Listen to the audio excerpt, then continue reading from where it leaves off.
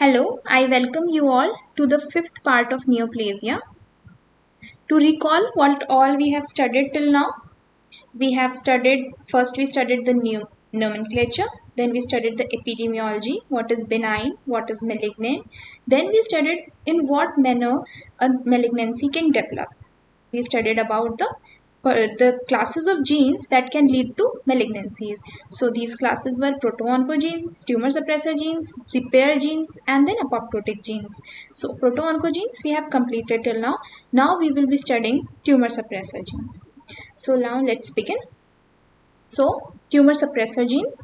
Now, whereas the oncogenes were related to, they were causing the proliferation of cells. These tumor suppressor genes, the products of tumor suppressor genes, apply the brakes to cell proliferation, and abnormalities in these genes lead to failure of growth inhibition. That is the fundamental of carcinogenesis. So you can understand the proto-oncogenes were giving the signals for proliferation, and these tumor suppressor genes are giving the signals for inhibition of those proliferative signals. So tumor suppressor genes control series of checkpoints that prevent uncontrolled growth, and tumor suppressor genes such as retinoblastoma, P53 are regulatory networks that recognize genotoxic stress from any source and responds by cutting the proliferation. So now we will understand the first and the foremost that we will be discussing as a prototype are the retinoblastoma. So retinoblastoma was first identified in a family where there was a hereditary retinoblastoma malignancy. So they studied first time tumor suppressor gene, retinoblastoma gene. This is a prototype gene, and this discovery was made in identified as rare inherited disease which had familial retinoblastoma. So they had seen after study that up to 40% of all the retinoblastomas are familial, and the predisposition to develop the tumor began as it is transmitted in the autosomal dominant fashion. So that means if a person is having one abnormal gene and one normal gene, then in spite of having one normal gene, this will be transmitted to the next generation, and upon transmission this person will have up to 10,000 fold more risk of developing this malignancy and compared to the normal population. And along with retinoblastoma, this person will also have risk of developing osteosarcoma and soft tissue sarcomas. Then this is for the 40% of the retinoblastomas. The rest 60% of retinoblastomas occur sporadically. So now to understand, if somebody is having autosomal dominant mutation, that is having one abnormal gene from the very birth, so why he's or she is not developing the malignancy from the very birth? That means there is, when the other allele, another allele will also get mutated, only then the malignancy develops. So this is the Kuntz's hypothesis. This states two mutation or hits involving both the alleles of retinoblastoma are required to produce retinoblastoma. So in the familial cases, one inherited, one defective copy is inherited, and the another one is normal. Retinoblastoma develops when this normal retinoblastoma gene allele is getting mutated in the retinoblasts as a result of sporadic somatic mutation. And this is because the second hit seems to be virtually inevitable in small fraction of retinoblasts. Most individuals inherit germline defects in one retinoblastoma allele, develop unilateral bilateral retinoblastoma. So in it, one hit mutation is already present and another is acquired in the lifetime. This is known as Kuntz's hypothesis. Whereas in the sporadic cases, both the retinoblastoma alleles are normal, and so they will undergo a somatic mutation. So that means the same retinoblast should undergo two hit mutations, two somatic mutations in its lifetime to develop a retinoblastoma. So a child is carrying inherited mutated retinoblastoma genes in all the somatic cell is perfectly normal. It follows that one defective retinoblastoma gene does not cause adverse effect on cell behavior. So this says that in spite of being inherited in autosomal dominant fashion, it is not expressing itself like that. It is not causing abnormal cell proliferation or increased cell proliferation when only one allele is abnormal. It's only when both the alleles are abnormal that it will lead to malignancy. So that means it says that in spite of being transmitted and in autosomal dominant fashion, autosomal dominant fashion at the level of individual cell, the phenotype associated with retinoblastoma loss of function behaves like a recessive trait. So we can understand that in spite it is transmitting it in a dominant fashion, only one is abnormal, still it is transmitted. But when we see that is it leading to malignancy or is it leading to increased proliferation because of its loss? No. Its function is very much intact until the second allele gets mutated. So then we come to following the identification of retinoblastoma, numerous now tumor suppressor genes were discovered, and many of them were associated with familial cancer syndromes. And now we'll describe there have been multiple the tumor suppressor genes have been classified into inhibitors of mitogenic signaling pathway. So in the previous session, I discussed multiple pathways that are telling you like growth factors, then there are growth factor receptors, then there are transduction signals, then there are transducing proteins, and there are transcriptional factors, and then in the DNA is synthesized. So it is a big pathway, and there are multiple similar pathways. These pathways include that we have discussed earlier, but these are some proteins that are either the inhibitors of those pathways that we have studied. So we'll study these in details in the later part of this lecture. So these are to enumerate APC, that is adenomatosis polyposis coli protein. The function of this protein is it is inhibitor of the Wnt signaling pathway. So there is one pathway known as Wnt signaling pathway, and this APC gene is an inhibitor of this pathway. So if this pathway is causing increased signaling, this will lead to familial colonic polyps and finally lead to carcinomas. But this is common in familial syndromes, whereas if it will cause a mutation, a sporadic mutation, this can lead to stomach cancer, colon cancer, pancreatic, as well as a melanoma. Then there is neurofibromin 1. This neurofibromin 1, as we have already studied, is a gene that codes for GTPase associated protein that has a function of, if you remember, the activated RAS. It is activated RAS is when it binds to the GTP. So it causes attenuation and it converts it back to RAS that is bound to GDP. So it converts its GTP back to GDP and makes it inactive so that the further signaling is stopped. So if somebody has a mutated neurofibromatosis 1, this will lead to reduced GTPase activating associated protein. So that will lead to increased activity of RAS signaling, and this leads to neurofibromatosis 1. In the familial form, this leads to neurofibromas, multiple peripheral nerve sheath tumors that can be malignant, and if it is a sporadic mutation, this can lead to neuroblastoma or juvenile myeloid leukemias. Then there is neurofibromin 2 that has a protein called Merlin. This protein actually functions for cytoskeletal stability and it is involved in hippo pathway signaling. And if it is abnormal, the familial syndrome associated can cause neurofibromatosis 2 that causes acoustic schwannomas and meningiomas. This can also be sporadic, and in this condition also it causes schwannomas and meningiomas. Then we have PTCH. It is PTCH or patched protein that is an inhibitor of hedgehog signaling pathway. The syndrome associated with PTCH loss is Gorlin syndrome. In Gorlin syndrome, we have multiple basal cell carcinomas, medulloblastomas, and there can be several benign tumors. If it is a sporadic mutation, then also it causes basal cell carcinoma and medulloblastoma. Then there is a PTEN that we have also studied. That PTEN is an inhibitor of phosphoinositol 3 kinase. We studied in the previous part of the lectures.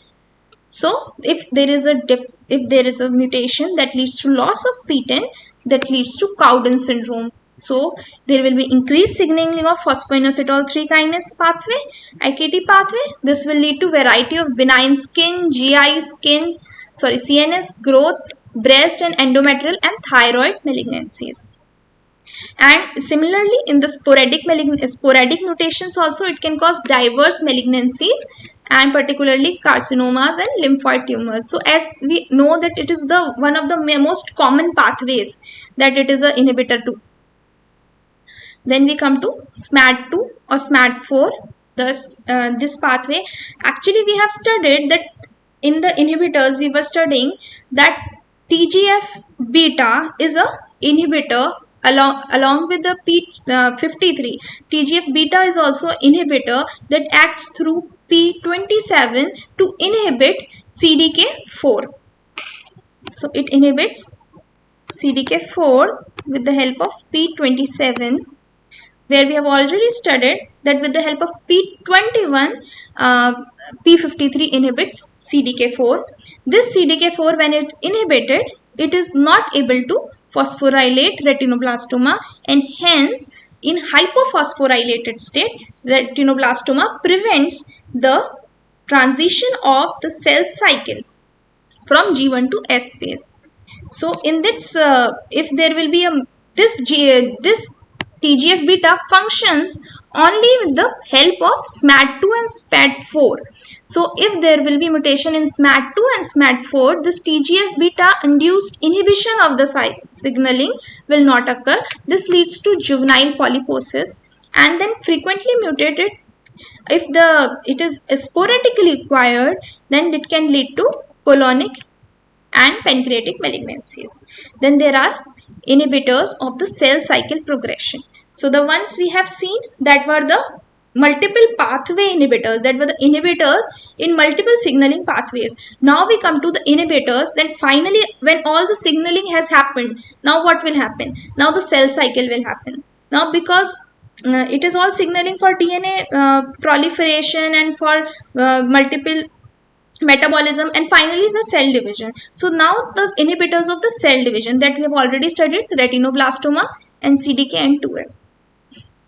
So retinoblastoma, we know that is a inhibitor of G1S transition, and if it will be mutated, that leads to familial retinoblastoma syndromes, and if it will be acquired, it also leads to retinoblastoma. In the acquired condition also it leads to osteosarcoma, soft tissue sarcoma. In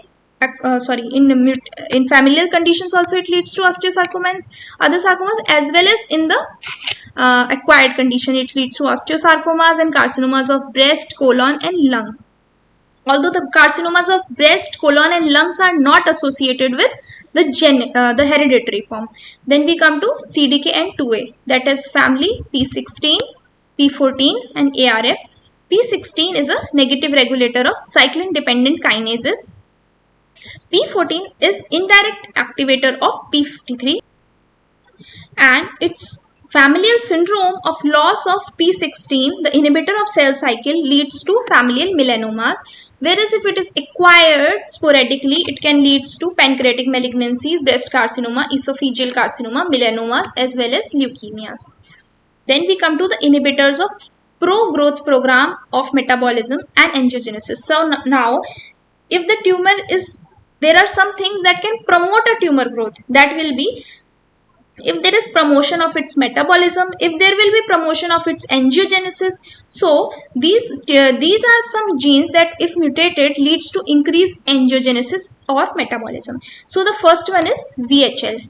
So this VHL, it has a function to keep the there is a normal mechanism in the body that whenever there is a hypoxia to the body, or we are facing some form of ischemia, so that induces VEGF, that is vascular endothelial growth factor, that leads to angiogenesis, and so small capillaries start to bud and provide adequate blood supply. But what happens in the tumor, the similar mechanism takes place, but this thing is in a controlled manner. This is controlled by this gene that is known as VHL gene. So how this thing happens is, when there is hypoxia, there is a hypoxia inducing factor 1 alpha, that is normally bound to VHL. Okay, this is normally bound to VHL and this is not free. But if there is, when there is hypoxia, this leaves the VHL and it causes transcription and causes formation of VEGF. But if, because this VHL keeps it in control, if it will be mutated, increase hypoxia inducing factor 1 alpha will translocate to the nucleus and cause transcription, and increased VEGF will be formed, leading to increased angiogenesis that will be very much promoting for the development of malignancy. So VHL syndrome is associated with this. This VHL syndrome is comprising of hemangioblastomas, renal angiomas, and renal cell carcinomas. And if it is acquired sporadically, this leads to renal cell carcinoma. Then the second gene is SKT11, that is liver kinase 11. This is mainly associated with increasing the metabolism. In normal condition, when the metabolism goes, when the energy level goes down, the cell synthetic pathways also go down. But in these mutations, what happens? The activator of AMPK family of kinases suppresses cell growth when cell nutrient and energy is low. So normal conditions, when the energy and everything will be low, the cell proliferation will also reduce. But if it will be mutated, in spite of low energy, the metabolism and the pathway will continue and the proliferation will continue. So its mutation leads to Peutz-Jeghers syndrome in familial form that comprise of GI polyps, GI cancers, pancreatic carcinomas and other malignancies, whereas its sporadic mutation leads to diverse carcinomas and 5 to 20% of cases depending on type. Then we have succinate dehydrogenase subunit B and subunit D. This is a part of TCA cycle and oxidative phosphorylation. So it functioning by a little suppression. But if it is increased, this can lead to familial paragangliomas and pheochromocytoma, and its sporadic mutation can lead to paragangliomas. Now we come to inhibitors of invasion and metastasis. So this is CDH1, that is protein is E-cadherin. So the function of E-cadherin is keeps the two cells bind to each other. So it causes the cell adhesion, and if it is lost, there is it causes the cell lodge from there and it can go apart. Also, it has one another function, that it keeps the beta-catenin bind, that we'll study in details in the latter part of this lecture. Okay, so the familial syndrome, it can causes familial gastric carcinoma, and in the sporadic mutation, it can cause gastric carcinoma or it can cause lobular breast carcinoma. So it is important that lobular breast carcinoma is seen in sporadic mutation but not in the familial form. Then we come to enablers of genomic stability. So as we already know, P53 is an enabler of gene stability, that it helps in regulation of cell cycle, as it is a very important part of repair. It is a very important part of apoptosis. Both are regulated by P53. So it causes the cell cycle arrest and it causes the apoptosis in response to DNA damage. And a familial syndrome that is seen in P53 mutation is called the Li-Fraumeni syndrome, and P53 is such a common malignancy that more than 50% of all the tumors will have the mutation in P53, and the ones that will not have mutation in P53 will also directly or indirectly be leading to abnormal function of the P53. So it is seen in the most human cancers. Then we come to the direct DNA repair genes, that are the BRCA1, BRCA2 and MSH126. So the BRCA1, BRCA2 is mainly involved in repair of the double-stranded breaks in the DNA.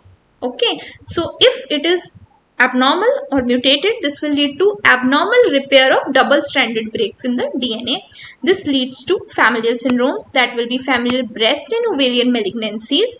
Along with it, it can also be lead to malignancies in the male breast. It can lead to CLL. BRCA2 is also associated with CLL. then rarely it can cause any sporadic malignancy. Then MSH2, MLH1 and MSH6 are DNA mismatch repair genes. Okay, so these are associated with hereditary non-polyposis colon cancer syndromes, and in the acquired or sporadic form it can lead to colon and endometrial carcinomas.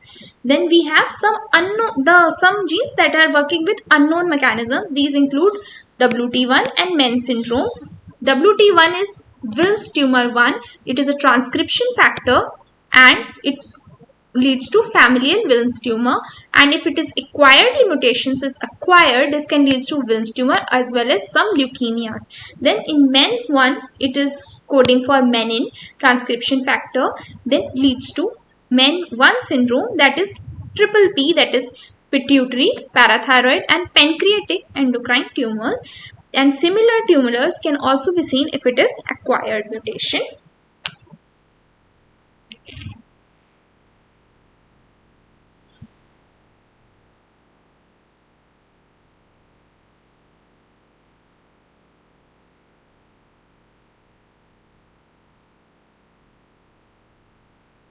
Okay, so now we come to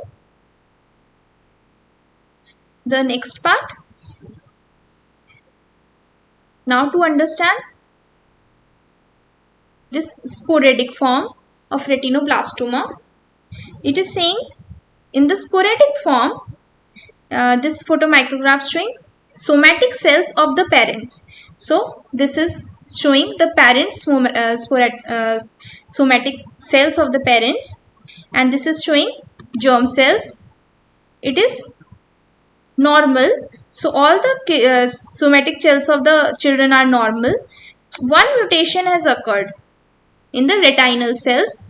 So this one mutation is occurred, but this mutation will not lead to malignancy until and unless the other is also occurring. So when both the mutations will occur in a single retinoblast, then it leads to the retinoblastoma.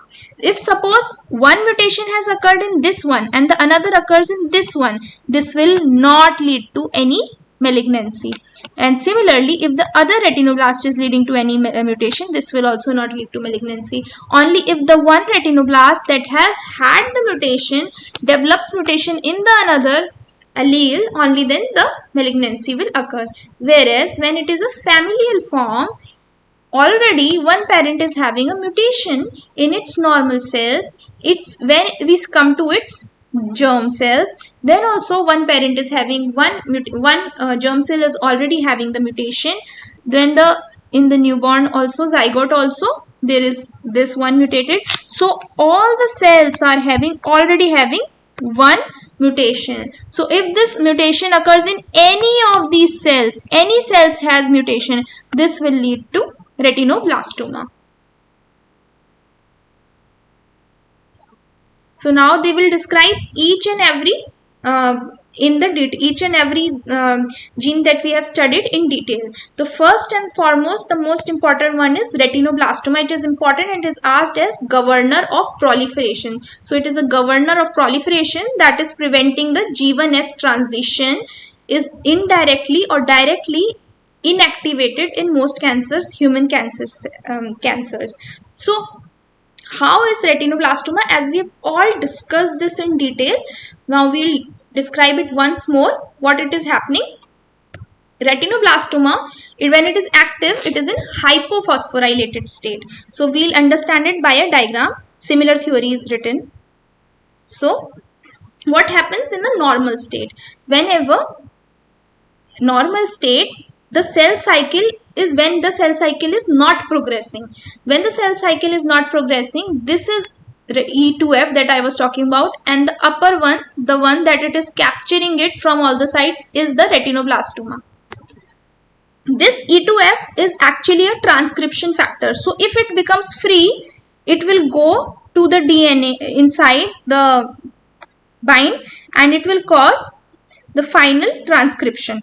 So we have to block this transcription. So retinoblastoma binds it from all the sides. Now what happens? This is the normal form when it is having hypophosphorylated form. But when CDK cyclin D and CDK4 and 6 hyperphosphorylate this retinoblastoma. It tends to open up, leaving the E2F free. When this E2F is free, this E2F binds to the DNA and causes the transcription activation and leads to final cell proliferation and further cell cycle transition from G1 to S phase. Now, this process is under the control of normally the growth factors that very controlled manner gives signals to cyclin D to hyperphosphorylate it only in condition when the proliferation is required, and when these growth factor will go away, this proliferation will stop as the cyclin D and cyclin CDK4/6 will stop phosphorylation of the retinoblastoma. But when there is mutation in the absence of these growth factors also, these cyclin D and CDK4/6 will keep on hyperphosphorylating the retinoblastoma and continuous proliferation will occur. So to keep a check on this thing, the body has the inhibitors that are P16 inhibitors that is in control, and it is regulated by the inhibitors that are the P53 and TGF beta.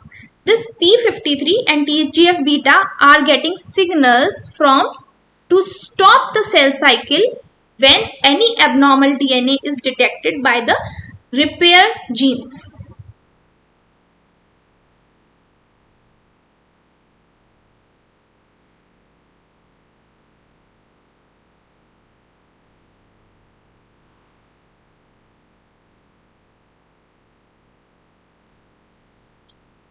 The transforming cells of several oncogenic animals and human DNA virus also neutralizes the growth inhibitory activities of retinoblastoma. So this is the normal mechanisms that we have seen, but it has also been seen that there is a polyoma virus large T antigen as well as a E7 antigen of high risk HPV that also binds to hypophosphorylated retinoblastoma and displaces it.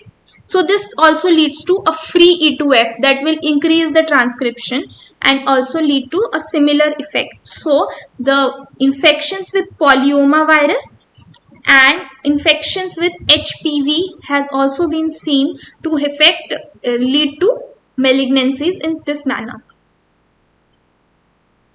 So one question that arises is that we have studied every cell cycle G1S transition is controlled by the retinoblast gene, but we can see that retinoblast mutation is only leading to some malignancy, that is retinoblastoma, osteosarcoma, only some malignancies. But when it is acquired mutation, it is leading to further more malignancies.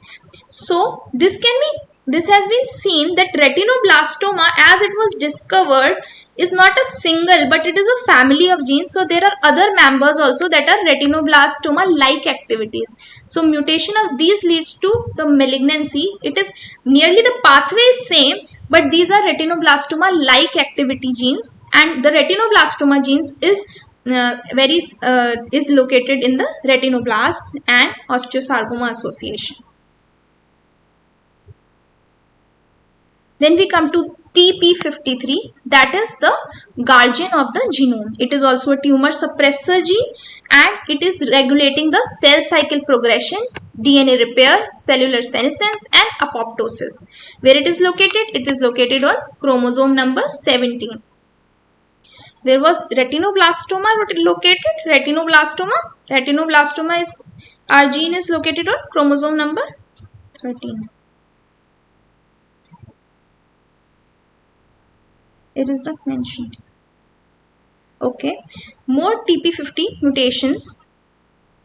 So as we have already studied that in up to 50% of malignancies, P53 mutations are seen.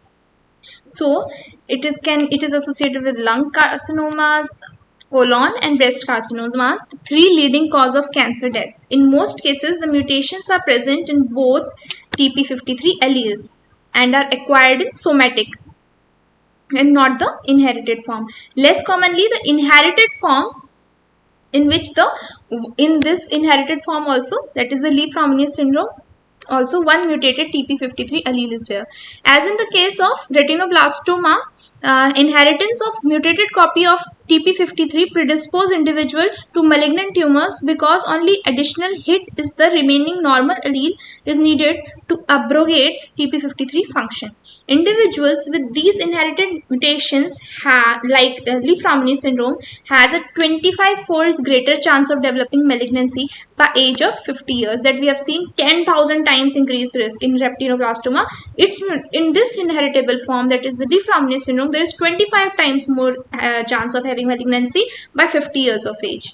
In contrast to individuals who inherited the mutated retinoblastoma genes, the spectrum of tumors that develop in a person of Lee-Fraumenius syndromes is broad, because when a person is having a RB gene mutated allele, the risk is for retinoblastoma and osteosarcoma, whereas a person who is having a Lee-Fraumenius syndrome is having a wide range of malignancies that he can develop, that can range from sarcomas, breast carcinomas, leukemias, brain cancer tumors, then carcinomas of the adrenal cortex. The persons with Lee-Fraumenius syndrome often develop cancer at younger age and are more likely to suffer multiple primary tumors. So these mutational data will, while impressive, only begins to tell the tales of altered P53 function in malignancy. P53 encodes for protein P53. So the name of the gene is TP53 and its coding protein is P53. It is tightly regulated at several steps. Analogous to retinoblastoma, any tumor lacking TP53 mutation have instead another mutation affecting proteins that regulates P53 mutation. So that means that 50% we have said that there will be P53 mutation in tumors, but the rest tumors are not that they are not having P53, but they are having indirect connection with P53. Like we can see, there is one thing known as MDM2. This MDM2 functions as degrading P53. This MDM2, it is a family of proteins that causes the degradation of TP53. So if there is an overfunction or there is an amplification of the MDM2 gene, that is seen in up to 33% of the sarcomas, and this leads to deficiency of P53. So when there will be a deficiency of P53, there will be no repair, there will be no apoptosis. This leads to malignancy. Whereas like in retinoblastoma, we have studied the viruses, that is HPV virus and polyoma virus, leading to malignancy by binding to the retinoblastoma. In the similar way, some DNA viruses bind to the P53 and causes the degradation. The best known for this are E6 protein of the HPV virus, that is high risk HPV virus, that is a causative role in the cervical malignancy. Then frequent loss of P53 function in human cancers has defined as critical role in preventing the cancer.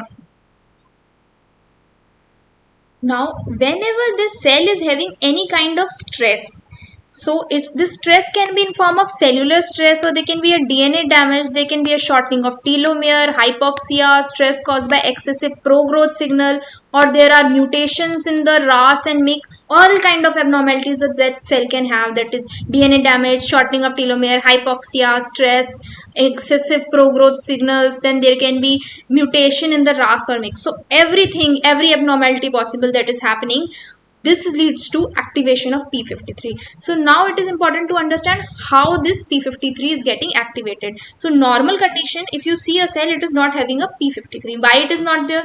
It is not there because there is something called as MDM2. This MDM2 binds to the P53 and it ubiquinates it, and leading to degradation of the P53 by a proteasomal pathway. So now the P53 will only be increased in condition of stress. What happens in stress? This MDM2 will not be able to degrade the P53. So how it will happen? This will happen by two mechanisms. The first mechanism is DNA damage and hypoxia mechanism, and the another mechanism is oncogenic stress mechanism. So the first mechanism is whenever there is DNA damage, this is detected by DNA repair genes. There are multiple DNA repair genes that we have studied. The earlier we studied the BRCA1, BRCA2, MSH, MLH genes. Now the ones we are studying is the first genes that detects the damage. The DNA is detected. Damaged DNA is detected, that is done by ATM gene and ATR genes, that is ataxia telangiectasia. So this was first diagnosed, or this was first found in the patient of ataxia telangiectasia patient. In this patient of ataxia telangiectasia, this gene was mutated. So whatever damage in DNA was happening, it was not being able to repair because the detector of the DNA damage was not there. So these people developed this syndrome known as ataxia telangiectasia. So this detector of the, once the ATM and ATR have detected, this ATM is originally identified in ataxia telangiectasia patients. Now, affected patients suffered from inability to repair certain type of DNA damage and have increased tendency for malignancies. Okay, then the type of damage sensed by ATM and ATR are different, but downstream effect is similar. Once triggered, this ATM and ATR, what it will do? It will cause phosphorylation of the P53. So if a P53 is phosphorylated, the MDM2 is not able to cause its degradation, and the post-translational modification disrupts the binding of P53 with MDM2, that leads to accumulation of the P53. So when P53 will accumulate, it will activate the inhibitors of the cell cycle. The second mechanism is oncogenic stress mechanism. The activation of oncoproteins such as RAS leads to sustained supraphysiological signaling of the pro-growth signal pathway, that is MAP and phosphoinositol 3 kinase. Though incompletely understood mechanism, these aberrant signals create cellular stress and lead to increased expression of P14. So whatever these are, increased signaling leads to activation of P14. This P14 binds to MDM2 and makes it inactive, and hence the binding of P53 with MDM2 is stopped and P53 starts to accumulate in the similar manner. Now, upon accumulation of this TP53, this will lead to cell cycle arrest. Initially, this cell cycle arrest is transient, that is followed by the senescence or permanent cell cycle arrest, and finally this will lead to apoptosis or programmed cell death. So how P53 is able to do this? The transient cell cycle arrest, like we already know that it stimulates P21, that causes inhibition of CDK4 cyclin D, that stops phosphorylation of retinoblastoma. Hence G1S transition is stopped. This process is very transient. It is only for the prevention and the time for the DNA repair, but this is transient. If it is further seen that DNA is not repaired, it goes to senescence, and if then further it leads to apoptosis.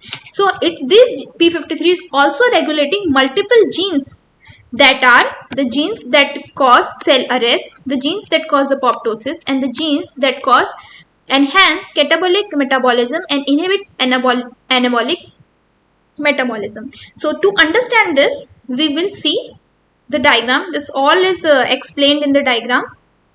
So whenever there is some damage to the DNA, what happens is there is DNA damage. So this will lead to P53 accumulation. How is this P53 accumulation happening? By the two mechanisms that we have studied. First is that P14 is binding to MDM2 and P53 is free and it will be increased. And the another one is that ATR and ATM as detected, it will phosphorylate our P53 and MDM2 will not be able to degrade it, and hence its level will increase. In both this situation, P53 will increase and this will lead to, but P53 works in dose manner. That means in small dose it is having different effect, whereas in high dose it is having more effect. Dose means amount. So when it is initially increasing, what is happening? There is a transient arrest. So that we know it stimulates P21, that causes CDK, cyclin D and CDK4 inhibition, and it lead to G1S arrest. So DNA, if the repair is successful, the cell cycle will continue as it was normally. p53 inhibition will stop and retinoblastoma will phosphorylate, E2F will be free, and the cell cycle will progress. Whereas if this is not able to successfully repair, the next amount according to its quantity, when it will further increase, this will lead to senescence or a permanent cell cycle arrest, and then further increase in the amount of p53 finally leads to activation of PAX and PUMA, that are the pro-apoptotic genes, and lead to the apoptosis. So when the cell cycle initially, so first we have seen there is a transient arrest, then there is a permanent arrest, and finally there is a apoptosis. Okay, now the p53 that we have seen, this p53, how it is acting, it is first trying to arrest and then DNA repair will occur. So when the DNA repair is occurring, how it is occurring, this p53 is having one another function, that it is activating GAD45. This GAD45 is a DNA repair gene, and this will lead to repair of gene. If this fails, only then the senescence pathway will occur, and finally after senescence pathway, the apoptosis will occur. But if the p53 is mutated, if the p53 is not increasing, either due to amplification of MDM2 or the direct mutation of p53, this will not activate the p21, no stopping of the cycle, cycle will keep on continue, the abnormal tumor mass will collect.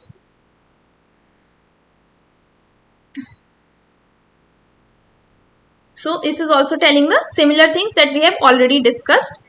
With loss of p53 function, DNA damage goes unrepaired and the driver mutations accumulate in the oncogene and other cancer genes, and the cell marches towards a dangerous path leading to malignant transformation.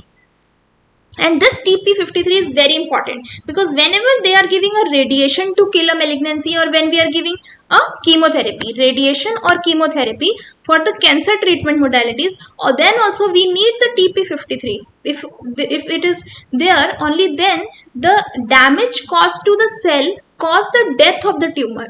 And if the TP53 is not available, in spite of causing damage, this will only lead to further mutations and will not cause the death of the tumor. So for some treatment modalities, TP53 is required for effective therapy. Tumors with wild type TP53, wild type means the normal type, with TP53 alleles are more likely to be killed by such therapies than the tumors with mutated TP53 alleles. Such is the case with testicular germ cell tumor and childhood ALL. Cancers with excellent clinical outcome have wild type TP53 alleles. In contrast, the malignancies like lung cancers, colorectal cancers, which frequently carry TP53 mutations, are relatively resistant to chemotherapy and radiation therapy. A second, less obvious but even more effect is that the cells with defective p53 acquire a mutated phenotype, means it is taking part in repair. So because whenever there will be a mutation p53, there will be accumulation of mutations more, because p53 is not working, no repair mechanism is working. So these acquire a mutator phenotype, that means rapidly dividing and rapidly mutating, a tendency to acquire mutations at a high rate, particularly in advanced state malignancies. When mutator phenotypes is very likely that genetic distinct subclones will be found, that we have already studied. In the earlier part of malignancy, all cells might be subclones, but in the later part of malignancies, usually the tumor becomes very heterogeneous. So now we are studying other tumor suppressor genes that we have studied. The first we had studied as APC gene, that is called as the gatekeeper of the colonic neoplasia. This is adenomatosis polyposis coli, a member of class of tumor suppressor genes that function by down-regulating growth promoting signaling pathway, and this is present on chromosome number 5. It is associated with syndrome of familial adenomatosis polyposis, and it is autosomal dominant transmission. So again we can understand, if one is mutated and one is normal, it is transmitted to the next. And generation. So if somebody is having this mutation, it is seen up to 20 years of age, they start to have polyps, and these polyps almost occur invariably. So it will happen if somebody is having mutation. It is sure that it will happen, and usually starts to happen by its 20s. One or more of these polyps undergoes malignant transformation, giving rise to colon malignancies. As with other tumor suppressor genes, both copies of APCs must be lost for a adenoma to arise. So when we are seeing that at the age of 20 years around, adenomas are starting to appear. So this only appears when already, that means at the age of 20 already both, even if if it is what transmitted, if it was inherited in an autosomal dominant fashion, that means only one gene was abnormal at that time, one allele was abnormal. By the time the adenomas will develop, that is at the age of 20 years, already both the alleles will have mutated. As discussed, several additional mutations. So now the adenoma has developed, but from adenoma to malignancy development, further multiple mutations take place. Only then it leads to a malignancy. Several additional mutations must then occur for adenoma to progress to cancer. In addition, the hereditary form of colon cancer, 70 to 80% non-familial colorectal carcinoma and sporadic carcinoma also involve mutations in APC genes and firmly implicit APC loss of function in the pathogenesis of colon cancer tumors. APC is a component of WANT signaling pathway. So this also we will be understanding from this image. This is showing a cell. We can see the cells are connected by E-cathedrin. E-cathedrin is bound to beta-catenin, and another thing that is bound to beta-catenin is APC gene. So under normal condition, beta-catenin stays bound to APC gene, that causes its degradation. But when there is a signaling of the WANT signaling, this leads to, when the growth factor or signals bind to the receptor, this leads to a signal causing displacement of the APC from the beta-catenin, and this beta-catenin goes to the nucleus and causes transcription by binding to the TCF.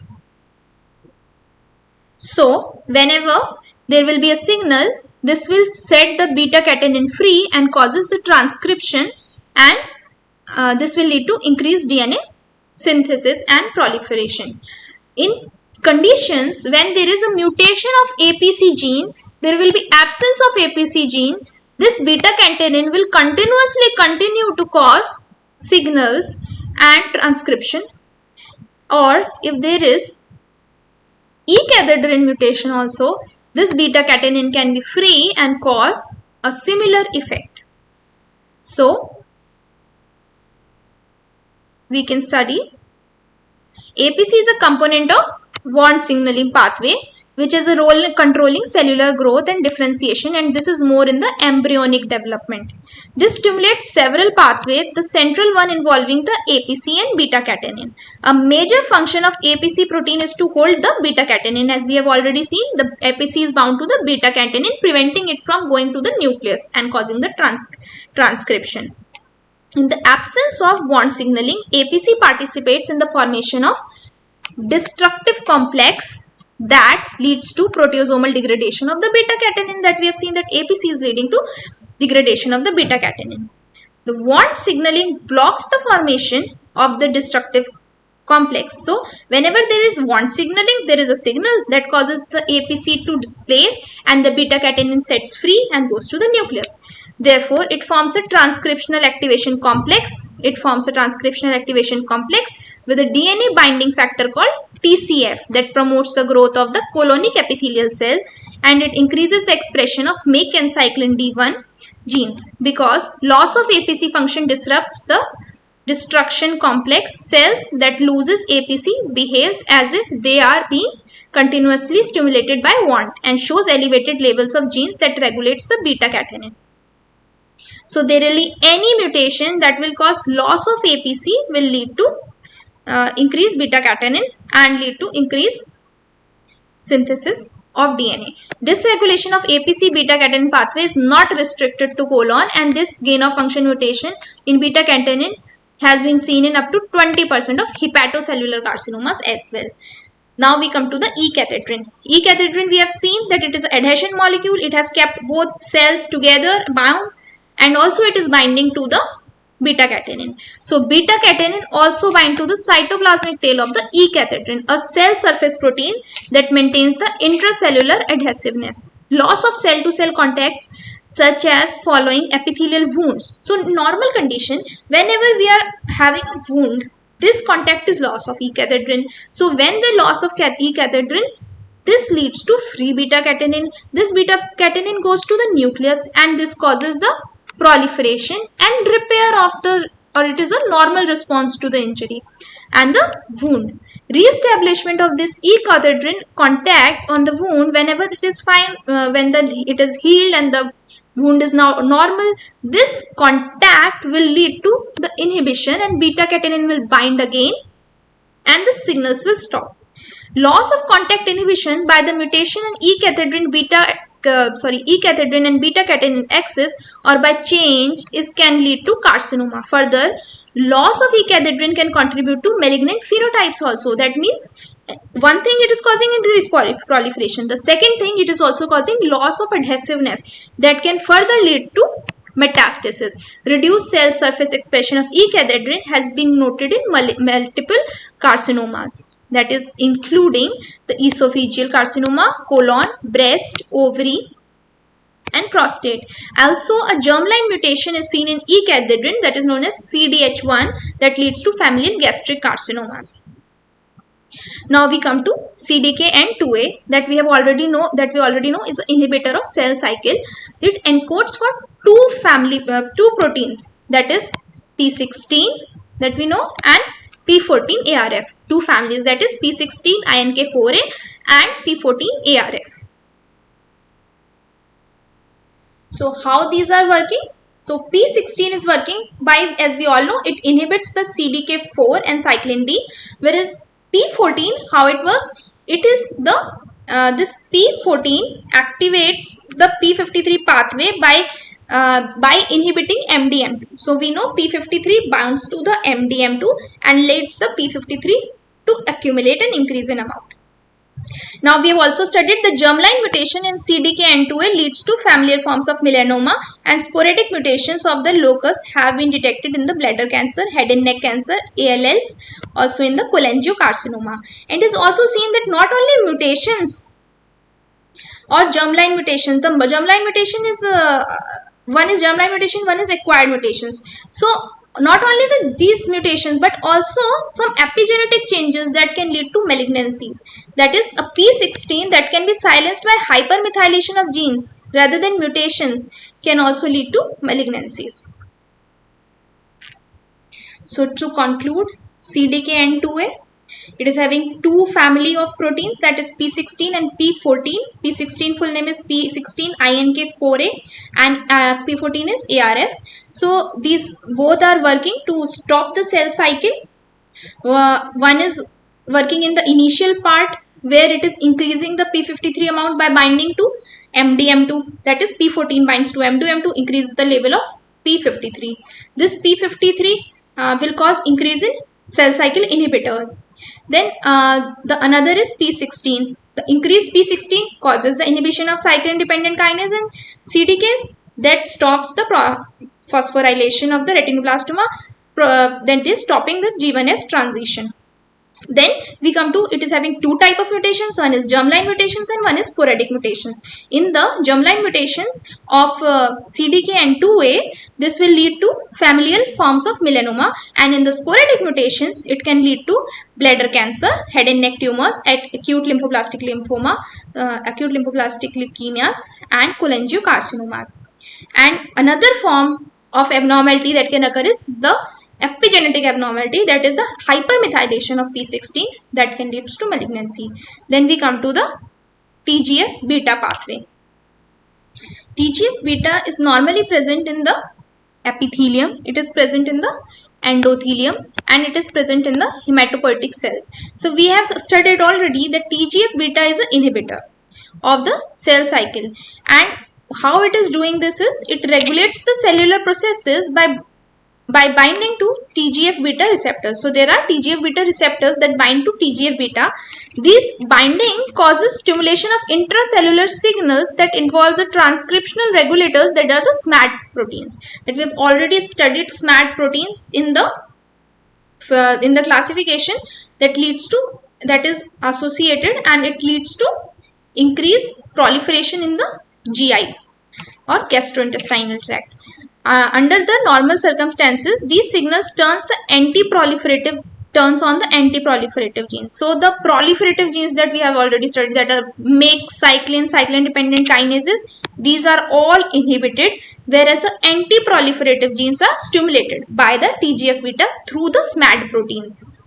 So any mutation that is causing the suppression of TGF beta function, or any mutation that is leading to reduced or abnormal SMAD proteins, will lead to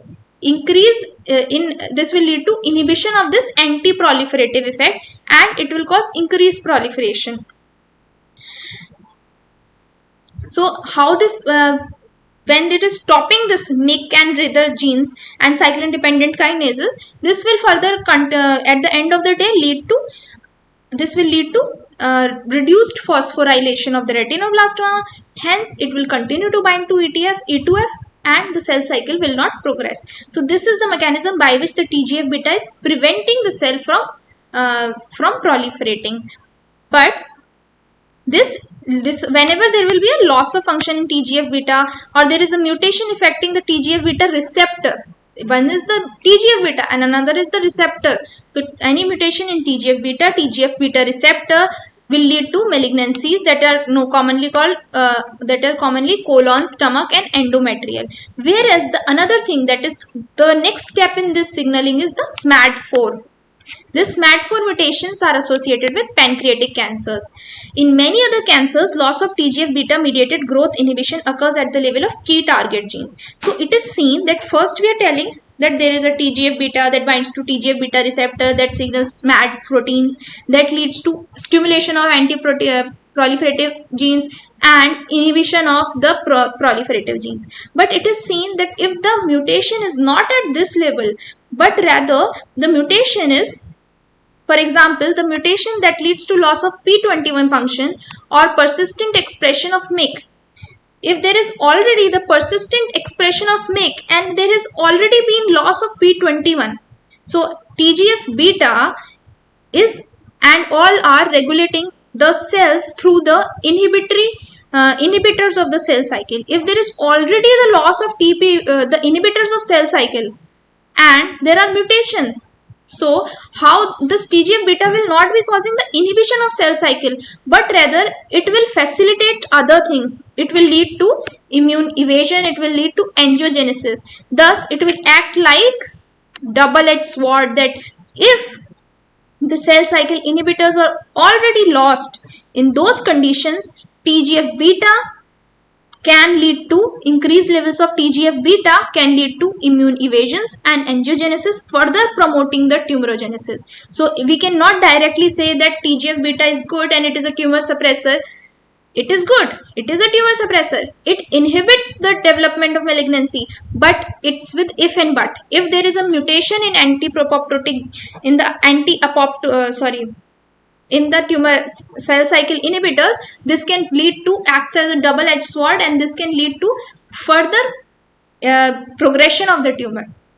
Now we come to PTEN, that is phosphatase and tensin homolog, is a membrane associated phosphatase encoded by gene that is present on chromosome number 10, and it is mutated in syndrome called Cowden syndrome. This is also a autosomal dominant disorder and marked by frequent also benign growths that are very common. These appear like multiple skin appendages, skin appendage tumors, and there is increased incidence of epithelial tumors. Particularly these can be breast malignancies, endometrial malignancies, thyroid malignancies. As already mentioned, PTEN is a tumor suppressor gene that we have already seen in the first class, that we have seen that PTEN is an inhibitor of phosphoinositol 3 kinase and AKT pathway. Okay, so the PTEN gene loss this can occur due to a deletion or point mutation, or it can also occur due to epigenetic silencing. Now we come to the VHL gene. That is, if there can also be a germline mutation and also be an acquired mutation. So to understand VHL gene is present on chromosome number 3p and are associated with hereditary renal cell carcinoma and several other tumors and proliferation. Somatic mutations of VHL can also occur that can lead to sporadic renal cell carcinoma.